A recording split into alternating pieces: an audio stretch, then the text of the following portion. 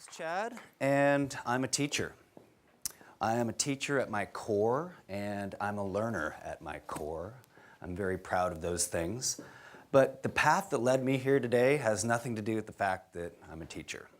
It's actually because I was on TV, more specifically on a reality show.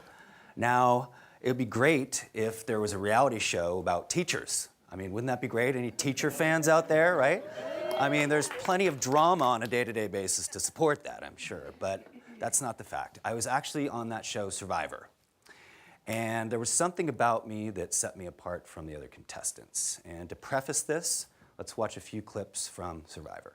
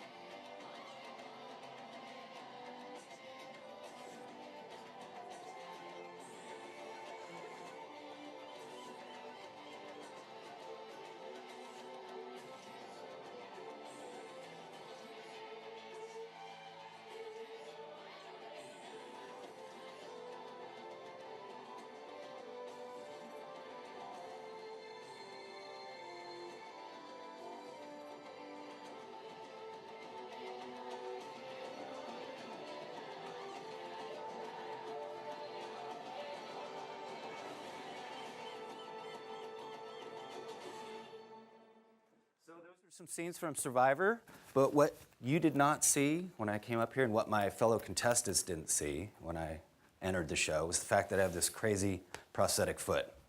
Now, I came up onto the stage with these sort of zippy pants that zip off, and I revealed in similar fashion to my other contestants on the show that I have this fake foot in the same way. The second day I was on the show, I revealed that I have this disability. So it was interesting. I wanted to see how this all played out. Would they treat me differently before and after? Would they base their sort of reactions on what they saw I was able to do as an able-bodied person? Or would they revert back to their preconceived notions of what they thought someone with a disability was capable of? And so this sort of social experiment played itself out. I'm going to get into a little bit more about that later and touch on this idea of preconceived notions. But I'm also going to get more into this idea of circumstances and how we have the ability to change our circumstances and influence seemingly adverse circumstances. But first, let me give you a little background about how all this came about, how I kind of came to be here today. I was born perfectly able-bodied, both feet. I was very active as a kid, and my big love was soccer. I played all kinds of sports, but that was my big love. I played that all through childhood, into college, into adulthood.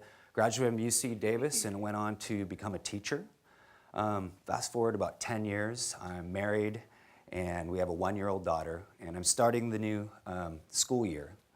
Now, with the new school year came the new season of my men's Premier League team that I was on. So I was 33 years old, and we were just starting a new season.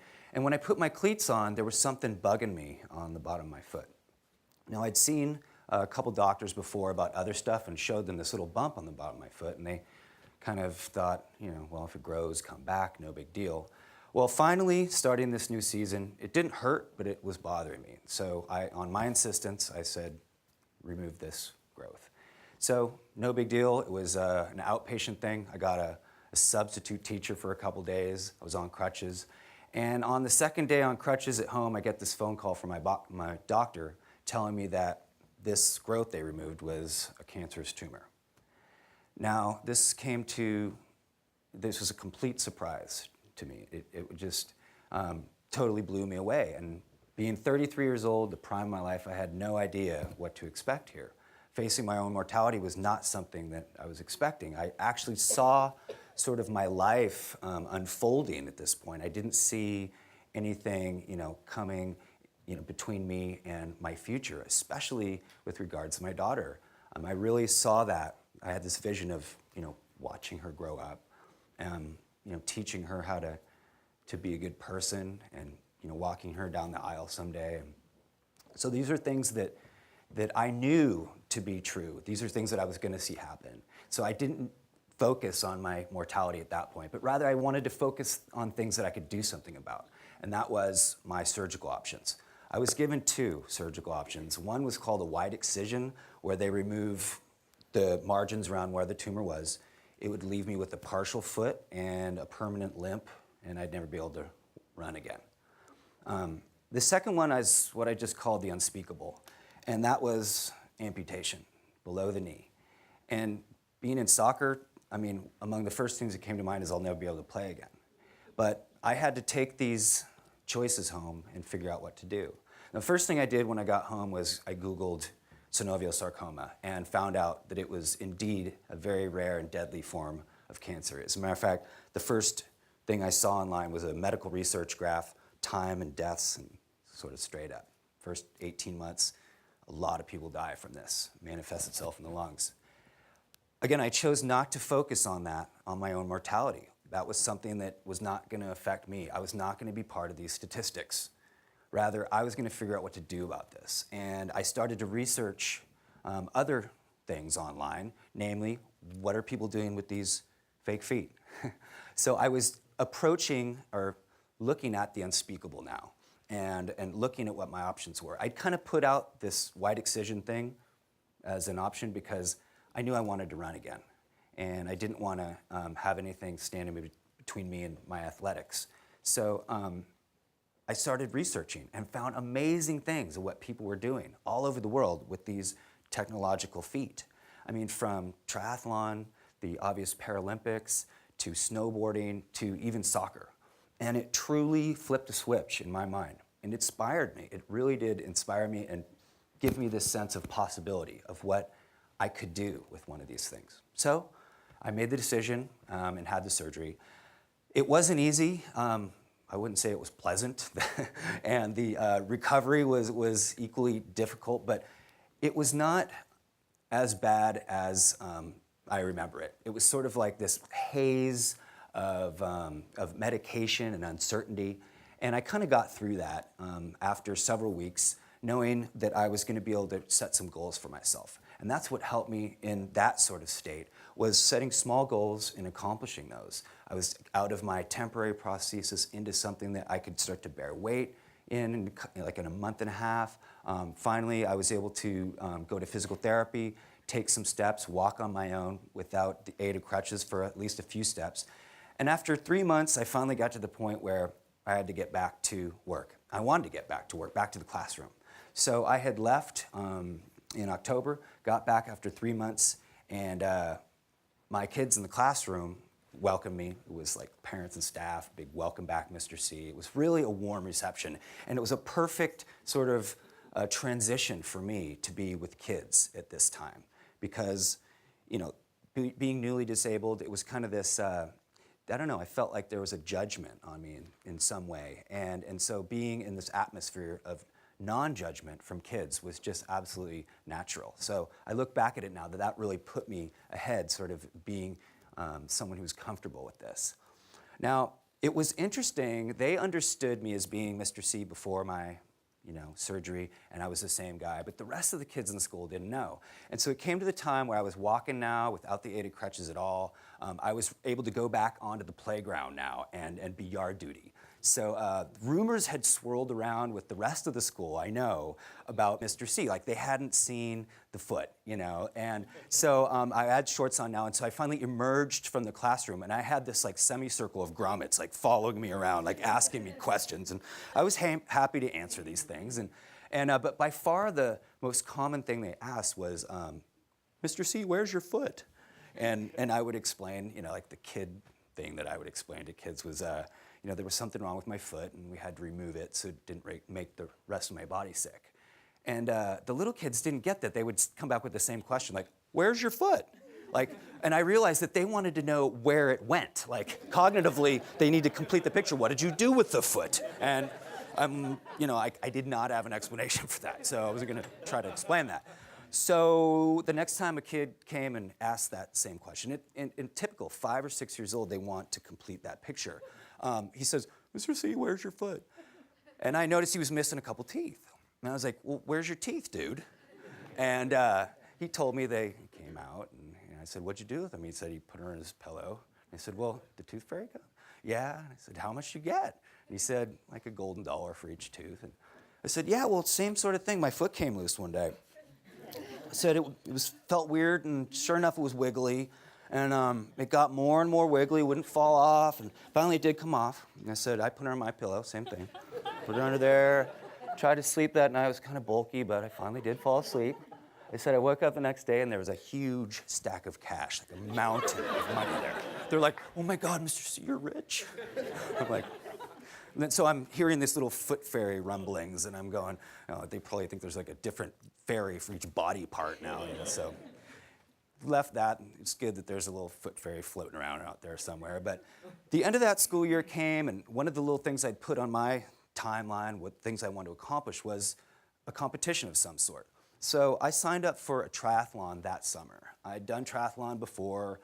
This was a sprint distance triathlon. It wasn't anything huge, but I just wanted to, get back into athletics. So 9 months after the surgery that summer, I completed a sprint distance triathlon, and it really proved to me that I could just get back on the horse and do these things. And it was just something that I know led me to Survivor. And that's exactly what was coming up right in the fall, was the new season of Survivor. Now, I just finished a triathlon. My wife and I were huge fans of the show, and we sit down in September to watch season 8 All-Stars. And when the guy came on and did the announcement, like, if you'd like to be the next contestant on Survivor, send in your video, etc. I looked down, there was the foot, I'd just done the triathlon, and it all came together. And I was like, I'm gonna be on Survivor. I just totally knew it, and the circumstances there were coming together, and I felt like I was influencing them at that point to make the decision to send in the tape. And long story short, but it worked, and I got onto the show. So I do look at that point and think about how I influence my circumstances. I'm gonna talk a little bit about that later, but full circle now, got onto Survivor, unzipped the pant legs on day 2, and what were the reactions of my fellow tribe mates? Well, they were good for the most part. I had to wait a few days to see whether they were genuine reactions because there's cameras on them, But after a few days, in a week, I got to know them well, and they were good with it. They were treating me the same as anyone else, with one exception. There was one guy that reverted back to his preconceived notions. He tried to get me voted off based on this. I was the weakest link. Now, he was in the minority. We voted him off. But as the game progressed, it was interesting how that played out. I was just one of the team. Now, further down the line, the two tribes merged. It was a men's tribe, ours, versus women. The women were kicking our butts. And so after the two tribes merged, we had 3 guys. They had 6 on the women's team, and they started to vote the guys off one by one. So I was voted off by virtue of being a guy, and that's how I left Survivor. I was second one on the jury, and it was just an amazing experience, just truly a privilege to have been part of that. When I left the show and started, or not when I left the show, but when the show aired, once it was all done, I started getting these amazing letters from people all over the country, emails and cards and letters, saying that I was an inspiration and that there were these things that I was doing that they hadn't seen. Now, I take that word, inspiration, seriously because I found inspiration when I was seeing the young men and women, or men and women all over the world that were doing things with these feet when I was researching, what to do for my surgery.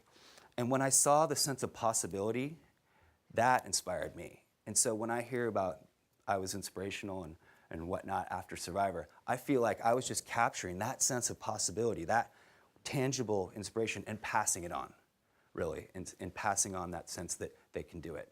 So that, to me, was the biggest benefit or outcome for me personally and for others as a result of Survivor.